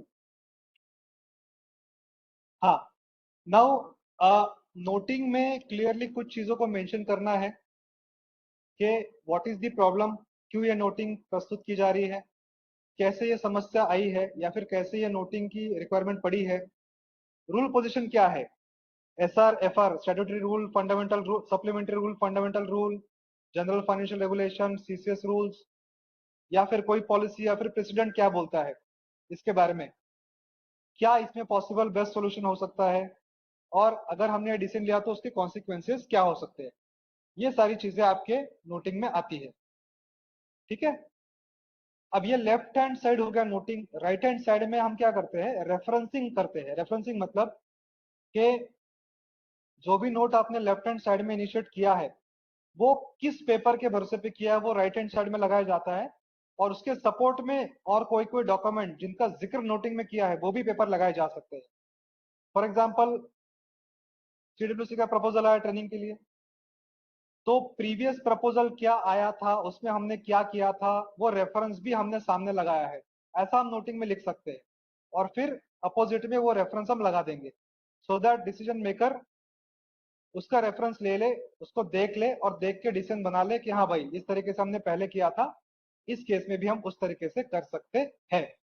ठीक है, इसको बोला जाता है रेफरेंसिंग। और वो फ्लैग से सेपरेट किया जाता है, अलग अलग कलर के फ्लैग्स होते हैं ताकि इजीली आइडेंटिफाई हो सके, flag A, flag B, flag C। और नोटिंग में हम लिखते हैं कि भाई ऐसा ऐसा NWA को प्रपोजल रिसीव हुआ है, पहले भी ऐसा प्रपोजल रिसीव हुआ था which is placed at flag B। Suppose ऐसा लिखा तो फ्लैग B में डिसीजन मेकर जाके देख सकता है, अरे हाँ फ्लैग B में ये प्रीवियस प्रपोजल आया था, क्या था उसमें वो देख ले। तो बेसिकली डिसीजन मेकर का काम आसान करने के लिए ये सारी चीजें की जा सकती है। ठीक है, देन फ्रेश रिसिट मतलब अभी अभी आया हुआ पेपर, और सब्सिक्वेंटली अपेंडिक्स टू रिसिट मतलब जो बाद में आया हुआ पेपर है वो सब्सिक्वेंटली उसमें जोड़े जा सकते हैं। ये सिंपल सी चीजें रेफरेंसिंग को दर्शाती है। देन ड्राफ्टिंग क्या है, basically drafting is a rough sketch of communication. कोई भी कम्युनिकेशन इशू करने से पहले एक ड्राफ्ट कंप्लेंट अथॉरिटी को पुटअप किया जाता है, और जब वो गो अहेड दे दे कि भाई हाँ ठीक है, फिर उसको अप्रूवल के लिए प्रस्तुत किया जाता है। तो नोटिंग का भी ड्राफ्ट पुटअप किया जा सकता है सेक्शन ऑफिसर या फिर डीलिंग पर्सन को, देन वो उसमें फाइनल करते हैं कि हाँ भाई ये ठीक है, इसको बढ़ाते हैं। और जो नोटिंग के बेसिस पे डिसीजन फाइनल हुआ है उसको कम्युनिकेट करने के लिए अलग अलग फॉर्म के जो मीन्स है, जैसे लेटर हो गए, डीओ लेटर हो गए, OM हो गए, they are the form of communication. ठीक है, तो लेटर का भी, डीओ लेटर का भी ड्राफ्ट पहले कंप्लेंट अथॉरिटी को पुटअप किया जाता है। ठीक है, ड्राफ्ट कहाँ पे जरूरी नहीं है, जैसे मैंने कहा नोटिंग कहाँ पे जरूरी नहीं है, वैसे ही रिपीटेटिव नेचर के जो केसेस है जहाँ पे standard form of reply available है ना, routine form of NOC, dark receipt, accommodation request वगैरह वगैरह, सर्विस सर्टिफिकेट, ये सारी चीजों का एक स्टैंडर्ड फॉर्म ऑफ कम्युनिकेशन बना हुआ है, तो इसका ड्राफ्ट पुटअप करने की जरूरत नहीं है। जैसे LTC के आवेदन का ड्राफ्ट पुटअप करने की जरूरत नहीं है, वो तो टेम्पलेट फॉर्म में है, तो हर बार क्या नया ड्राफ्ट पुटअप करें। लेकिन कोई ऐसा नोवल केस जो फर्स्ट टाइम आया है उसका रिप्लाई देने के लिए ड्राफ्ट पुटअप करने की जरूरत है। जैसे मैं वही एग्जांपल को बार बार बता रहा हूँ कि CWC से प्रपोजल आया ट्रेनिंग का, और NWA के हेड ने बाद में एक्सेप्ट कर लिया, और एक्सेप्ट करने के बाद में फिर उन्होंने वापस से CWC को कंफर्मेशन दिया in the form of letter कि भाई हाँ आपका प्रपोजल हमें ये मंजूर है, और ये उसकी मोडालिटीज होगी, ऐसा ऐसा है, और इसको जो इंचार्ज है उनका अप्रूवल है। ये सिंपल फॉर्म ऑफ लेटर हो गया। ठीक है, अब अगर ये पिछले बार जैसा रिप्लाई दिया था वैसा ही लेटर है तो इसको ड्राफ्ट बनाने की जरूरत नहीं है, इसको डायरेक्टली सिग्नेचर के लिए प्रस्तुत किया जा सकता है। लेकिन अलग से कोई अगर उसमें मैटर आता है, मुद्दा आता है, तो फिर उसका ड्राफ्ट पुटअप करना जरूरी है। ठीक है, I hope you are clear, you have to visualize many things. ये चीजें एक्चुअली ऑफलाइन मोड में वहां पे हैंड्स ऑन ट्रेनिंग मतलब डायरेक्टली आपको बनाने के लिए दी जाती है, तो ज्यादा आसानी होती है समझने में, लेकिन ऑनलाइन मोड में you have to just visualize. ठीक है, इसके बाद में मैं आपको आइडियल कैसे बनते हैं ड्राफ्ट, वो सारी चीजें आगे में स्लाइड में आएगा, वो दिखाऊंगा, उसको आप देखिएगा। तो जैसा लेटर है वैसा ही there are different forms of communication. उसमें से एक है डीओ लेटर। डीओ लेटर मतलब डेमी ऑफिशियल लेटर। एक है OM। OM मतलब ऑफिस मेमोरेंडम। एक है IOIDN या फिर इंटर ऑफिस नोट भी बोला जाता है उसको। इसी तरीके से ऑफिस ऑर्डर होता है, सर्कुलर होता है, notification, advertisement, minute, email etcetera etcetera. All these are forms of communication. जो भी आपके डिसीजन हुए हैं उसको कम्युनिकेट करने के लिए one of the form of communication can be used. Yes. Then noting हो चाहे ड्राफ्टिंग हो, आपको कोई भी नोट इनिशिएट करने से पहले या फिर ड्राफ्ट इनिशिएट करने से पहले कुछ चीजों का ध्यान रखना बहुत जरूरी है। डूज एंड डोंट्स के तरह इसको हम देख सकते हैं। सबसे पहले तो आपको विजुलाइज करना पड़ेगा कि रिस्पॉन्स आपको क्या चाहिए। आपके रिस्पॉन्स के हिसाब से आपका ड्राफ्ट बनेगा या लेटर बनेगा। जैसे NWA को अगर सपोज प्रपोजल आता है तो CWC उसमें पॉजिटिव मैनर में लिखेगा कि भाई ये ट्रेनिंग प्रोग्राम करवाना जरूरी है और ऐसा ऐसा हमारे ये है, they are due for promotion, तो इनको प्लीज प्रायोरिटी बेस पे इनका ट्रेनिंग कराया जाए। तो इसमें एक अर्ज दिखती है कि भाई ये बैच ऑफ जेई का प्रमोशन करवाना है, इसलिए इनको ट्रेनिंग कराना बहुत जरूरी है। तो यहाँ पे NWA या फिर मैं कह लूँ CWC की साइड से बहुत क्लियर रिस्पॉन्स विजुलाइज किया गया कि उनको ये हाँ ही करवाना है। It's like writing a love letter to a girlfriend कि भाई किस तरीके से उसकी हाँ हो जाए, काइंड ऑफ। तो विजुअलाइजिंग द रिस्पॉन्स, उस चीजों से उस तरीके से हम चीजों को लिखते हैं कि it makes sense and it creates an impact. तो visualizing the response, then you should have a clarity, consistency and uniformity. आपको क्या कहना है वो क्लियर होना चाहिए। आपके लेटर की लैंग्वेज कंसिस्टेंट होनी चाहिए, मतलब एक पैरा में क्या लिखा है वो दूसरे पैरा के साथ में रिलेट होना चाहिए। ऐसा नहीं एब्रप्टली आप कुछ भी बोल रहे हो। तीसरा, यूनिफॉर्मिटी होनी चाहिए।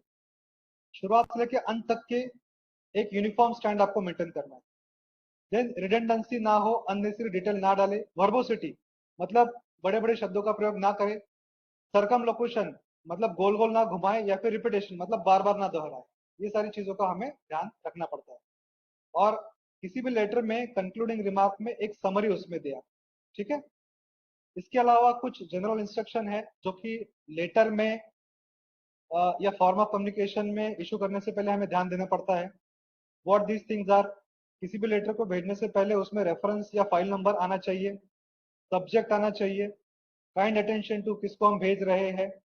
उसके बाद बॉडी उसमें क्या आना चाहिए, उसका कंक्लूजन क्या होना चाहिए। एनक्लोजर अगर आपने कुछ उसमें लगाए हुए हैं तो वो मेंशन करें। Urgency grading top right corner में लिखी जाती है। अर्जेंसी ग्रेडिंग मतलब इमीडिएट भेजना है, मोस्ट अर्जेंट है, वो वहां पे मेंशन किया जाता है। मोड ऑफ ट्रांसमिशन उसके नीचे लिखा जाता है, मतलब बाय फैक्स भेजना है या फिर बाय हैंड भेजना है या फिर बाय कुरियर भेजना है, बाय फैक्स भेजना है, वो लिखा जाता है। देन कॉपी ऑफ कम्युनिकेशन किस किस को देते हैं वो बॉटम लेफ्ट हैंड साइड में लिखा जाता है, कॉपी टू किस किस को मार्क करनी है। देन ड्राफ्ट और अप्रूवल की स्लिप ऊपर में लगाई जाती है, नंबरिंग की जाती है। और लास्ट में योर्स फेथफुली या सिंसियरली योर्स लिखना बहुत जरूरी है। तो इसमें योर्स फेथफुली की जगह पे सिंसियरली योर्स लिखे, वो यूनिवर्सली एक्सेप्टेड है। विथ रिगार्ड्स हम नहीं यूज करते, विथ रिगार्ड्स ये प्राइवेट सेक्टर में और मेल में लिखा जाता है। विथ रिगार्ड्स जब दो को इक्वल या सेम स्टेटस के लोग ऐसा माना जाता है तो वहां पे विथ रिगार्ड्स का चयन होता है।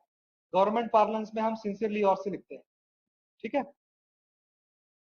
विथ रिगार्ड्स प्राइवेट सेक्टर में इसलिए लिखा जाता है बिकॉज प्राइवेट सेक्टर में फ्लैट हियरार्की कॉन्सेप्ट है, वहां पे सीनियर जूनियर या ज्यादा कॉन्सेप्ट नहीं रहता है, इसलिए they write the with regards concept, right. Any doubt? Just let me see if any doubt. जी कोई क्वेरी? Any query? या म्यूट ला के सब लोग चले गए?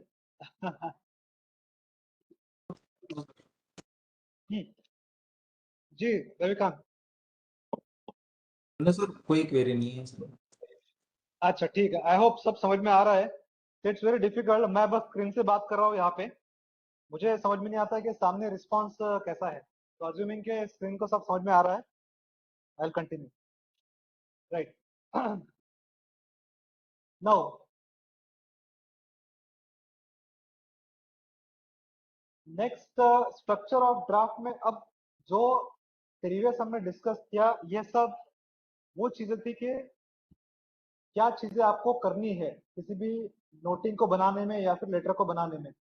अब ये बाकी जो चीजें हैं ये सारी डेकोरेटिव है, जो इसके बाद हम डिस्कस करेंगे। डेकोरेटिव मतलब आपके लेटर को कैसे अच्छा बना सकता है वो। ये हो तो बहुत ही बढ़िया है, ना हो तो बहुत फर्क नहीं पड़ता है, क्योंकि एटलीस्ट जो प्रीवियस डिस्कस चीजें की है वो तो होनी चाहिए, राइट। उसके अलावा ये चीजें हैं तो बहुत ही बढ़िया, सोने से सुहागा।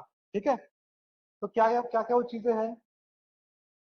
सबसे पहले स्ट्रक्चर ऑफ ड्राफ्ट। आपका फॉन्ट किस साइज का हो, ऐसा हो जो कि आंखों को बहुत चुभे ना। बहुत बड़ा फॉन्ट नहीं होना चाहिए, बहुत छोटा भी नहीं होना चाहिए। अभी देखिए इस स्लाइड में जो मैंने फॉन्ट यूज किया है ना, ये एबनॉर्मली बड़ा है, इतना बड़े फॉन्ट की जरूरत नहीं, इसको छोटा किया जा सकता है।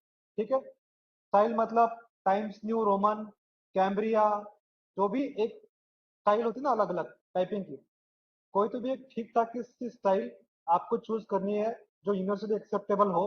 वो इटालिया वगैरह वो सारा ना करे, उसका अलग मतलब निकलता है, अलग पर्पस होता है। देन उतने ही पोर्शन को बोल्ड या फिर अंडरलाइन करे जितना जरूरी है, अदरवाइज वो ड्राफ्ट या लेटर चुभता है आंखों को बहुत ज्यादा। अगर ऐसा अंडरलाइन हो या फिर बहुत ज्यादा बोल्ड हो ना, बोल्ड मतलब बोल्ड सिर्फ कीवर्ड्स को या फिर इंपॉर्टेंट स्टेटमेंट को या फिर सेंटेंस को करना चाहिए। बहुत ज्यादा पैरा का पैरा बोल्ड करके रखे ना, फिर वो आंखों को चुभता है। यूज ऑफ इटालिक मतलब वो स्लैंटेड जो फॉन्ट होता है वो हम तभी यूज करते हैं जब हमें कुछ प्रोज कहीं से डायरेक्टली कॉपी पेस्ट करना होता है, तब हम इटालिक का प्रयोग करते हैं। या फिर किसी का से वर्से किसने कुछ बोला है कोट अनकोट करके हमें लिखना है, तो वहां पे हम कोट अनकोट और इटालिक का प्रयोग करते हैं। ठीक है, स्पेसिंग और इंडेंट का मतलब कितना आपके दो लाइन के बीच में गैप होना चाहिए, ऊपर में कितना मार्जिन छोड़ना है, लेफ्ट राइट में कितना मार्जिन छोड़ना है, नीचे से ऊपर नीचे से बॉटम में कितना मार्जिन छोड़ना है, ये इसको इंडेंट स्पेसिंग बोला जाता है। ये एग्जैक्ट तो इसका कोई थंब रूल नहीं है, लेकिन आंखों को ना चुभे इतना उसमें होना चाहिए। कैपिटल वर्सेस स्मॉल लेटर कहाँ पे यूज करें। लाइन का पहला वर्ड, पैरा का पहला word, invariably it has to start with the capital letter, first capital letter. Name noun या टाइटल पोजीशन हो तो वो कैपिटल में हो। उसका पहला लेटर मतलब द प्रेसिडेंट ऑफ इंडिया, तो इसमें प्रेसिडेंट का P always will be capital because it's a constitutional और स्टैट्यूटरी टर्म। अगर मैं इंडिया बोल रहा हूँ तो India has to be always in I, it can not be in small. You have to ensure this things. Short form जो कि informal nature के है वो यूज ना करें, जैसे एएसएपी। ये व्हाट्सएप में चैट कर करके बहुत से लोगों की रिटर्न इंग्लिश खराब हो गई है। ASAP as soon as possible, इस टाइप के स्लैंग का प्रयोग ना करें। गवर्नमेंट पार्लेंस में ये सब स्लैंग एक्सेप्टेबल नहीं है। आपने देखा होगा वेरियस कोर्ट में भी जब गवर्नमेंट सर्वेंट अपने आप को पेश करते हैं और अगर ऑनरेबल जस्टिस के सामने उन्होंने कोई स्लैंग यूज कर दिया, so they take a strong exception to this thing और वो फिर डांट लगाते हैं। ठीक है, इसीलिए कोशिश करें कि ये सारी चीजें ना हो, राइट। इसके अलावा शॉर्ट फॉर्म जो एक्सेप्टेबल है, जैसे eg for example ie that is etcetera, they are acceptable, appropriate जगह पे उसको लगाए। लेटिन या फिर कुछ फ्रेंच फ्रेजेस है, इप्सो फैक्टो, डी फैक्टो, लोकस स्टैंडाई, ये सब ना यूज करे। ये तभी यूज करें जब कंटेक्स्ट स्पेसिफिक हो और आपको इसका मतलब पता हो। खास करके लीगल लैंग्वेज में इनका प्रयोग किया जाता है। Green versus white paper debate has now been over, you have to use white paper uniformly. Even court में भी अब व्हाइट पेपर के फॉर्म में ही एफिडेविट या फिर बाकी चीजें सबमिट की जाती है, तो white paper is absolutely okay. Correct title का प्रयोग करें एज पर रिकॉर्ड, जैसे श्री लिखे, श्रीमती लिखे या फिर मिस लिखे। पूरा नाम लिखे एज पर रिकॉर्ड जो है। अगर मैं कह रहा हूँ किसी का नाम सपोज ये है अनुपम पांडे या फिर अनुपम प्रसाद पांडे, अगर ऐसा नाम है तो उसको एपी पांडे ना बना दे। ठीक है, या फिर उसको मिसेस पांडे ना लिखे या मिस पांडे ना लिखे, मिस्टर पांडे ना लिखे। उसको एज पर रिकॉर्ड जो नाम है वो पूरा लिखे। बिकॉज ऑफिशियल कम्युनिकेशन में आप देखिएगा गवर्नमेंट के जो ऑर्डर्स निकलते हैं उसमें प्रॉपर आपका जो नाम होता है उसका प्रयोग किया जाता है। लेटर हेड एंड मार्जिन उसका ध्यान रखें। बाकी ये कुछ जनरल ऑब्जर्वेशन है किन की चीजों से आपको बचना है। बहुत ज्यादा कॉम्प्लेक्स लैंग्वेज का प्रयोग ना करें। In this connection, this is to state, it is to inform, in the instant matter, ये सब बहुत जरूरी नहीं है। ये खामखा लंबा चौड़ा बनाते हैं ड्राफ्ट या फिर लेटर को, जो कि रिक्वायर्ड नहीं है. Try to hit on the point directly. वैसे ही हर बार आई एम डायरेक्टेड टू या फिर डायरेक्टली इट इज कम्युनिकेटेड, ऐसा ड्राई फॉर्म में ना लिखे. डायरेक्टली आप ऐसे भी लग सकते हो कि I am to inform this fact, ऐसा वगैरह. मतलब मैं बता रहा हूँ कि नटशल में कॉम्प्लेक्स करके नहीं लिखना है चीजों को. लास्ट में जो एक लाइन लिखते हैं हम invariably, for your necessary action please, ये ना लिख के अप्रोप्रिएट एक्शन लिखे. जैसे अगर हम सीडब्ल्यूसी के प्रपोजल की बात करें एनडब्ल्यूए को, तो लास्ट में कंक्लूडिंग लाइन ही होनी चाहिए. Rather than writing for your necessary action, line होनी चाहिए it is requested that the necessary course may please be conducted and intimation in this regard shall be provided to this office at the earliest. Highly obliged. बात खत्म हो गई. उसमें for your necessary action लिखेंगे ना, तो सामने वाला क्या है, फिर ठीक है भाई कर लो जो करना, उस टाइप का इंप्रेशन जाता है. तो इट डजंट लुक गुड. ठीक है. Use of shall, can, may, might, ये तो सिंपल इंग्लिश है. इसको एक दिन में ओवरनाइट इंप्रूव नहीं किया जा सकता है. न्यूज़पेपर पढ़े, न्यूज़पेपर पढ़ के आपको ग्रामेटिकली स्टेटमेंट कैसे करेक्ट लिखे जाते हैं उसका आइडिया आ जाएगा. And then you can eventually and gradually improve your English, spoken as well as written. This was the PPT for noting and drafting. I would just request you to go through. एक मैं Google search बता रहा हूँ, ISTM material. आप चाहे तो लिख लीजिए, capital I, capital S, capital T, capital M, ISTM material on noting and drafting. ये ISTM जो DOPT का एक विंग है, ट्रेनिंग बॉडी है, ये दिल्ली में है, ISTM दिल्ली. इसको institute of secretarial training and management भी बोला जाता है. इनका नोटिंग एंड ड्राफ्टिंग के ऊपर में मटेरियल गूगल पे अवेलेबल है. उसमें उन्होंने सैंपल पेपर्स भी दिए हैं कि नोट कैसा होना चाहिए, ड्राफ्ट कैसा होना चाहिए, लेटर कैसा होना चाहिए, डीओ लेटर कैसा होना चाहिए, मिनट्स कैसे बनने चाहिए, सर्कुलर कैसा होना चाहिए. तो एक बार आप उसको देख लीजिए. I think that would be very handy for you, because that way you can improve your noting and drafting skill, right? So इसके बारे में कोई क्वेरी है तो बताइए, because there is not much to discuss on noting and drafting. Whatever we have discussed is it's more than sufficient. Yes, any queries?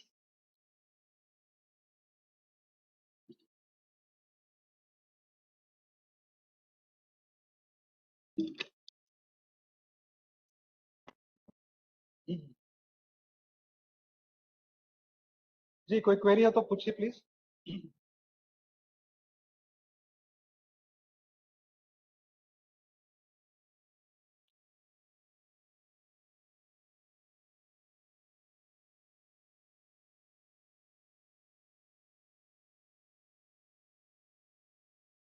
Yes, any query, or for that matter any query on any topic. Let this forum be open for any query on any topic.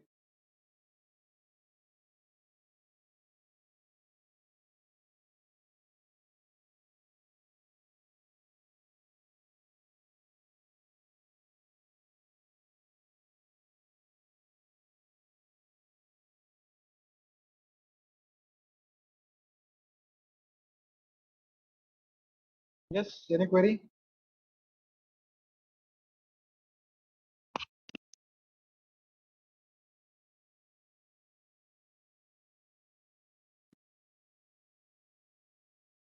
For that matter, any query on any topic, service matter हो आपका या office का matter हो, you feel like you want to discuss, otherwise we can end the session. No problem.